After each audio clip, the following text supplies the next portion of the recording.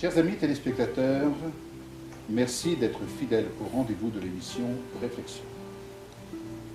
Aujourd'hui, dans l'émission Réflexion, je me trouve précisément à Haguenau, au nord de Strasbourg, et je me retrouve en présence d'un frère, en présence d'un ami, en présence du théologien Martin Buch.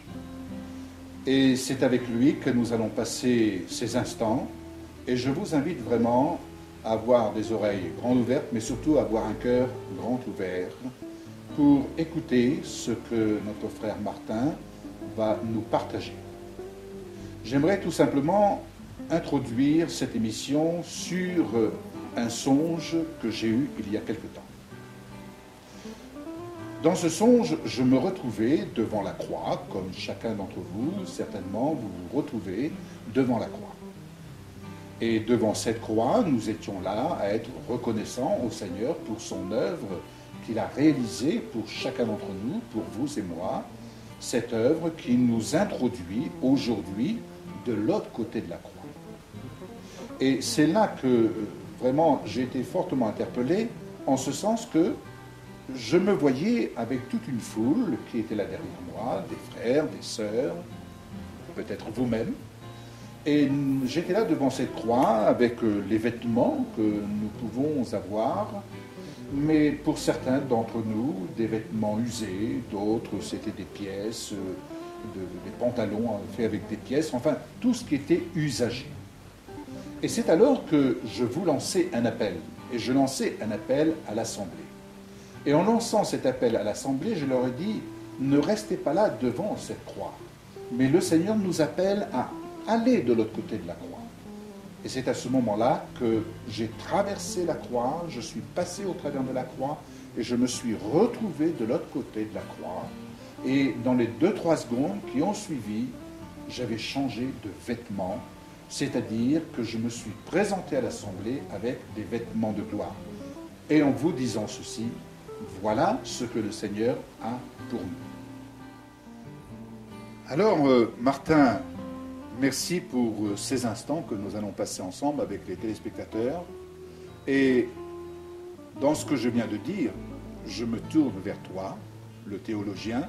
Nous avons déjà abordé bien des sujets concernant la gloire, mais qu'est-ce que tu pourrais nous dire sur ce songe que j'ai pu avoir et qui m'a fortement interpellé au point de te dire, Martin, j'aimerais que l'on parle sur ce sujet. Qu'est-ce que ça peut interpréter pour toi ? Je vais insister sur le fait que la croix est importante. On ne peut pas faire l'économie de la croix, on ne peut pas dire, voilà, je ne passe pas par le sacrifice de Jésus. J'aimerais insister là-dessus parce que y a un tas de doctrines et de religions à travers le monde et on oublie la croix, ce que Jésus a fait pour nous. Ça, c'est donc un premier point, donc peut-être pour rassurer certains frères et sœurs qui, justement, tiennent beaucoup à la croix, et moi, j'y tiens au moins autant qu'eux. Mais après, c'est un problème, c'est qu'en fait, l'Église, les chrétiens et les croyants ne profitent pas suffisamment de ce que Jésus a fait sur la croix.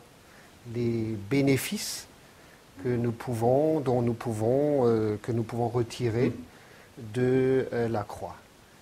Et par rapport à ce songe, trop souvent, les gens sont devant la croix. Je vais donner une image qui vaut ce qu'elle vaut. C'est comme si on vous donnait un chèque énorme et puis vous n'allez jamais l'encaisser. La croix, c'est le chèque.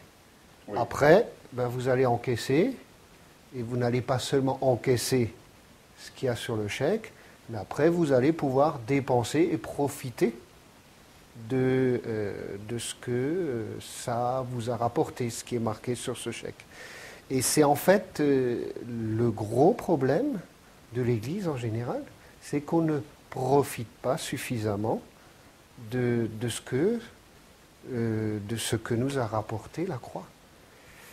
Alors, il y a donc une première chose, donc cette croix, donc aller plus loin, sans en faire l'économie, parce qu'il faut le chèque, bien signé. Oui. Et disons que la signature du chèque, on dit souvent que c'est la résurrection, bien sûr, de Jésus. Et Jésus est ressuscité parce que, il y a plein de monde qui est mort sur la croix à l'époque des Romains. Oui. Là, il n'y a pas photo. Oui. C'est le cas de le dire. C'était terrible, c'était un supplice terrible.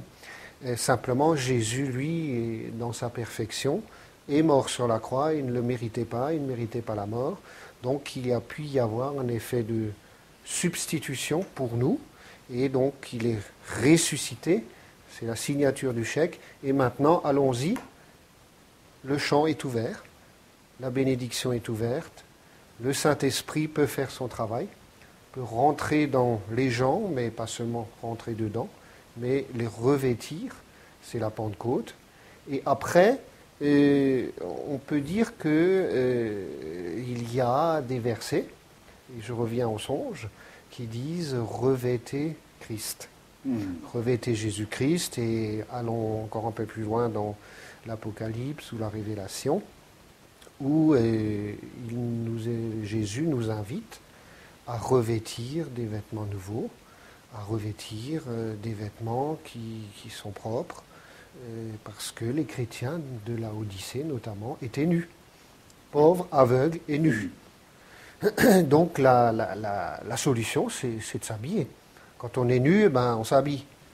Et là, évidemment, il ne s'agit pas d'habits comme classiques, comme nous en avons. Oui. Il s'agit de revêtir Jésus-Christ, de revêtir la gloire, de revêtir le ciel, disons-le, de revêtir les habits célestes.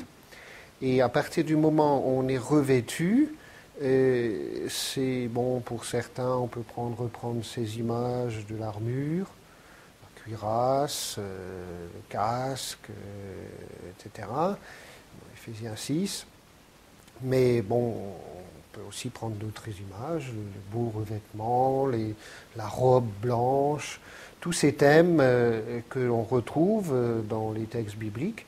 Donc c'est un revêtement de gloire et qui en fait couvre la honte. Quand on est nu, on est un peu gêné aux entournures. Oui. On ne va pas se promener dans la rue. Et c'est simplement lié au fait que ce revêtement, non seulement nous couvre la honte, du péché, de tout ce qui était négatif ou ce qui est négatif dans notre vie, c'est une couverture, c'est un revêtement que le Seigneur nous offre pour aller de l'avant, pour mener une vie chrétienne victorieuse.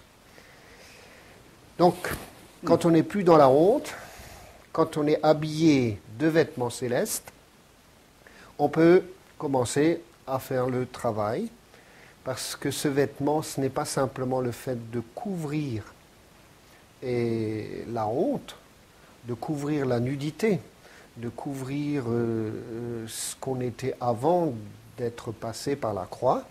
Ce revêtement produit quelque chose, c'est-à-dire qu'il transforme, disons qu'il métamorphose l'être humain.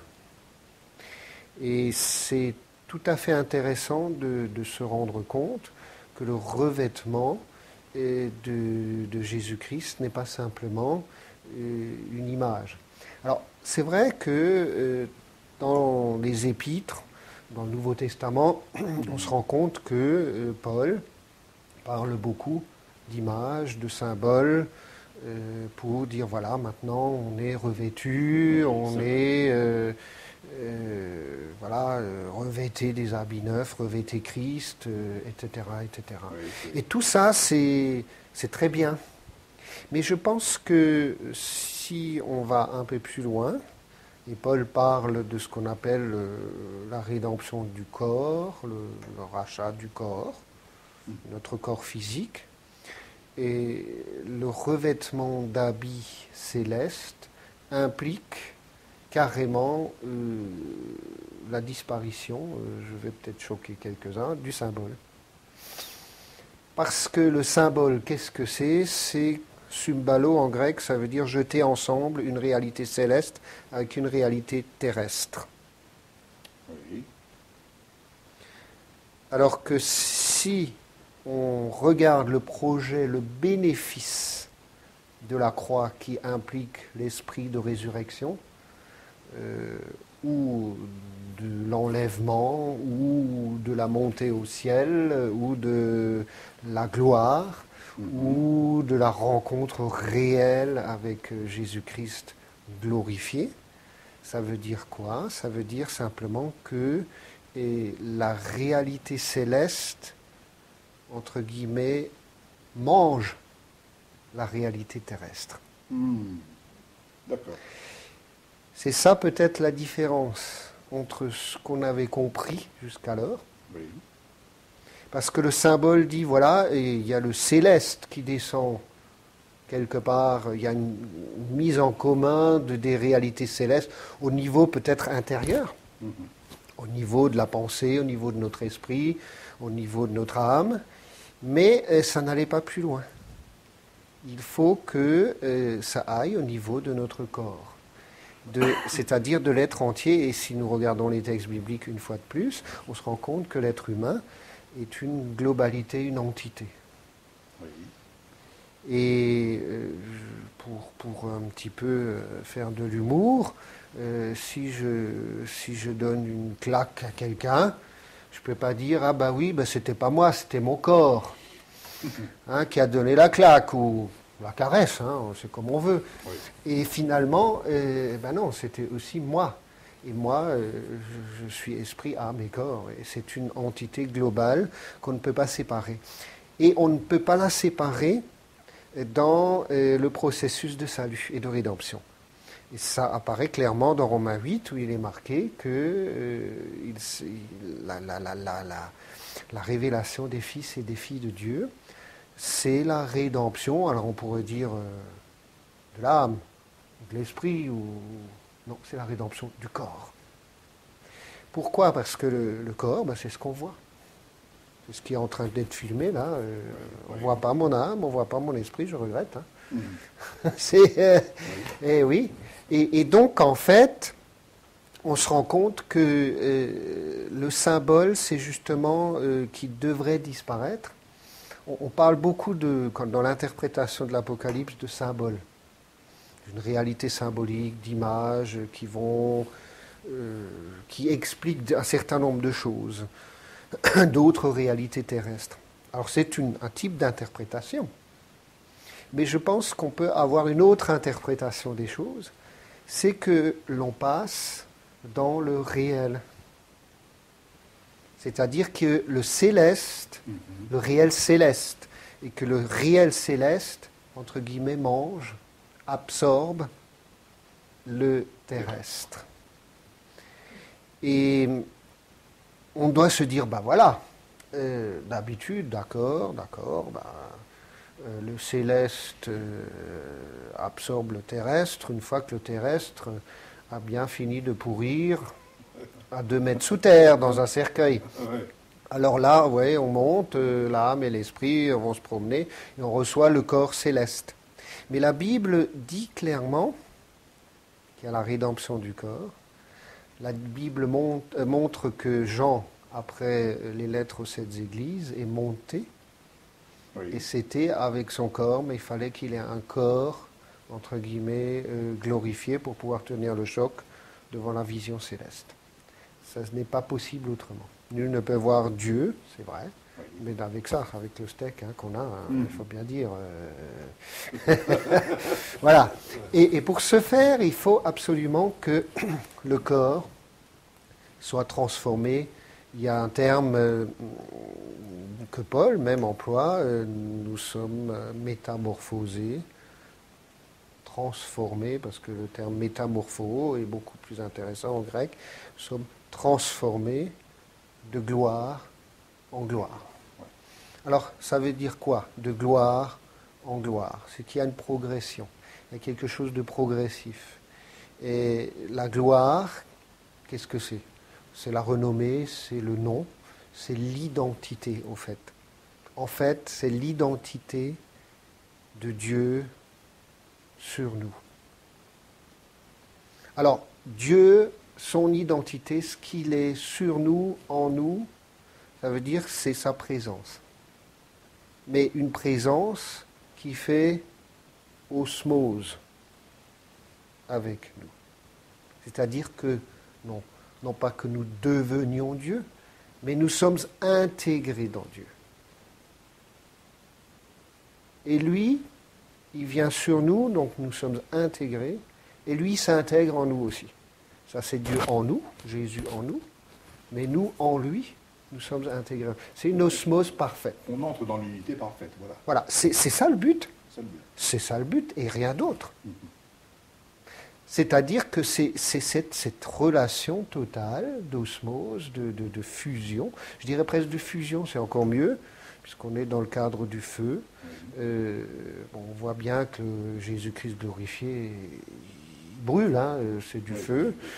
Si vous regardez dans l'Apocalypse, le terme de feu, d'éclair, tout ça, ça vient de plus en plus, et on se rend compte aussi que c'est lié à des jugements, mais aussi à la gloire. Hein. Donc plus la gloire viendra, plus le jugement interviendra aussi.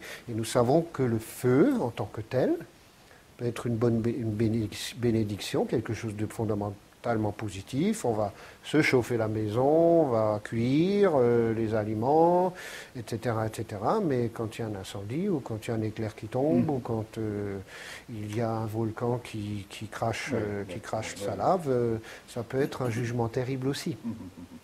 Et d'ailleurs, il est marqué aussi dans les textes que Dieu est un feu dévorant.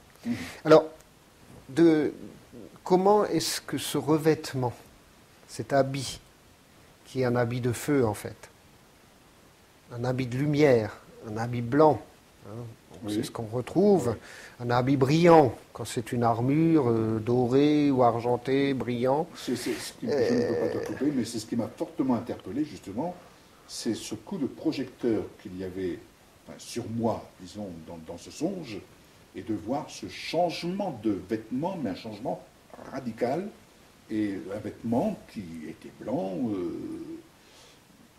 mais à la limite, on voyait que mon visage, même le corps, presque, à la limite, ne faisait plus qu'un, quoi.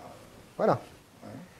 Et donc ce vêtement n'a pas simplement le fait, pas simplement le fait de couvrir ou de cacher quelque chose, une nudité, mais ce vêtement transforme.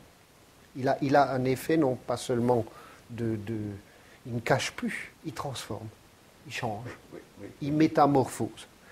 Et il change de notre être de forme, de substance. Et à partir du moment où on on change de substance, on devient céleste. Et à partir du moment où on devient céleste, il n'y a plus de symbole. C'est-à-dire que le céleste a mangé le terrestre. Et c'est très exactement ce qui s'est passé lors de la transfiguration de Jésus. Oui. Très exactement. Lorsqu'ils étaient sur la montagne, donc. Quand ils étaient sur la montagne avec les 3 disciples. Et c'est ça, et alors on se dit, bah oui, ça c'était pour Jésus. Mais justement, ce n'est pas que pour Jésus. La preuve, c'est que Jean l'a vécu. Et il est tombé comme mort quand Jésus lui est apparu, il l'a repris, après il est monté au ciel, il est monté devant le trône, il a vu Dieu. Et pour voir Dieu, il fallait qu'il ait une autre substance, il fallait qu'il soit autre. Parce qu'on en revient à ce que tu disais tout à l'heure, nul ne peut voir Dieu. Voilà. Et donc, en fait, le but, c'est ça. Le but, c'est ça. Alors, peut-être la nouveauté aussi, c'est de dire non, on n'a pas obligatoirement besoin de passer par le cercueil pour pouvoir rentrer dans la gloire, parce que c'est l'expression consacrée, de dire voilà, maintenant on rentre dans la gloire. Le frère ou la sœur, quand ils sont décédés, sont rentrés dans la gloire, et tant mieux, hein, c'est le but, hein, bien sûr, hein, c'est le plus important qu'on rentre dans la gloire. Mais ce que l'on voudrait, c'est que, sans mourir, on rentre dans la gloire. Comme Élie, par exemple, ou Enoch. Élie, donc, était sur les chars, avec les chevaux, tout ça. Peut-être que s'il y avait un événement de ce type, peut-être qu'on aurait une fusée Ariane ou un machin comme ça, j'en sais rien. J'en sais rien, bon, je ne vais pas parler de soucoupe volante parce que... Mais disons, bon, c'est-à-dire qu'on peut... ou alors un char, pourquoi pas, hein, il n'y a pas de raison, il n'y a aucun souci par rapport à ça. Et c'est que Élie n'est pas mort. Il est monté au ciel, il a été, au moment où il montait, il a été métamorphosé de gloire en gloire. Donc, c'est-à-dire que c'est quelque chose de progressif qu'on peut vivre. Et je vais maintenant plus loin dans cette analyse qui est extrêmement importante. C'est que, bon, soyons clairs, soyons francs, les 2000 ans d'histoire de l'Église, c'était quand même, malgré les belles choses qui s'y sont passées, ça on ne va pas le nier, il y a énormément de belles choses, mais il y a aussi des choses terribles. Il y a quand même 2000 ans d'échecs. Hein. Et pourquoi, je l'ai toujours dit et je l'ai écrit dans le livre, c'est que en fait le message de Jean, de l'apôtre, n'a pas été accepté par l'Église. D'où le résultat, c'est que l'Église est devenue ce qu'elle est devenue. Bien. Notamment, elle est désunie. Ça, c'est un des signes majeurs que l'on voit depuis 2000 ans, il faut bien le dire. Hein. Eh bien, il y a un verset tout simple, dans la prière sacerdotale, dans Jean, hein, l'évangile de Jean, « Je leur ai donné ma gloire afin qu'ils soient un ». Donc il n'y a pas d'autre solution que de vivre dans la gloire, dans le revêtement et dans un environnement de gloire, de transformation et de métamorphose pour être un. La discussion, la théologie, je sais de quoi je parle, les négociations, le fait d'organiser un tas de machins, de trucs, bref, enfin toutes les recettes humaines ne servent à rien pour obtenir l'unité des chrétiens et l'unité du corps de Christ. C'est pas possible. D'ailleurs, bon, si on revient à l'unité du corps du Christ, et si on sait ce que c'est que le corps du Christ aujourd'hui, après la résurrection et l'ascension, il faudrait qu'on ait un autre aspect. Oui. Par voie de conséquence. Oui.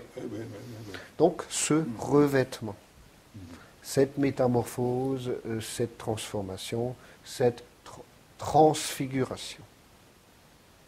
Alors, il y en a qui me disent « Ah ben non, mais ça, on l'a jamais vu, c'est pas possible. » Ben si, c'est déjà, il y en a qui l'ont vu, c'est déjà Jésus qui a été transfiguré, et Jésus est notre modèle, pour commencer. Oui. Déjà, pour commencer. Et puis après, Jean l'a vécu, on le sait très bien, et on le voit donc dans l'Apocalypse. Et la révélation, je préfère presque le terme révélation, comme disent les Anglais, revelation, pour la simple raison que l'Apocalypse, c'est quelque chose qui est caché et qui nous est révélé. Hein. Donc c'est le voile qui est déchiré, on est dans le Saint des Saints, etc., etc. Donc le but de la croix et de la résurrection, c'est que nous puissions rentrer dans une vie de victoire et de gloire par le Saint-Esprit. Parce que le ministère majeur du Saint-Esprit, c'est de nous mener au ciel. Il y a un passage que Jésus, que Jésus a dit, notamment aussi dans l'évangile de Jean, « Je fais ce que j'ai vu le Père faire. » Donc je refais ce que j'ai vu. Si on ne voit rien, excusez-moi, on ne peut pas refaire. Comment voulez-vous parler des choses célestes si on n'a pas vécu les choses célestes?